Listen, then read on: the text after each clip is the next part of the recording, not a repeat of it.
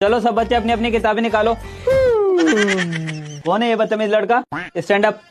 39 जा कितना होता है? सर नहीं पता। नहीं पता? Get out. आज के बाद इस क्लास में दिखना मत। सर एक सवाल का सही जवाब नहीं दिया, उसमें गेट आउट।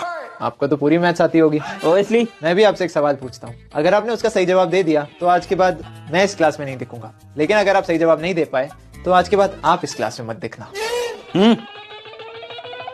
सर सवाल है, मान लीजिए मेरे पास है 50 रुपए, ठीक है, उसमें से मैं 20 रुपए खर्च करता हूँ तो बचे कितने? 30 रुपए। अब उस 30 रुपए में से मैं 15 रुपए खर्च करता हूँ तो मेरे पास कितने बचे? 15 रुपए। अब उस 15 रुपए में से मैं 9 रुपए खर्च करता हूँ, 9 रुपए, तो बचे कितने? 6 रुपए। और अगर अब मैं उस 6 रुपए में से 6 रुपए को खर्च करता हूँ तो बचे कितने? 0 रुपए। लेकिन इसका जब हम टोटल करते हैं तो आता है 50 और इसका टोटल करते हैं तो आता है 51। तो सर बताओ ये 1 रुपए आया कैसे जब मेरे पास टोटली 50 रुपए थे?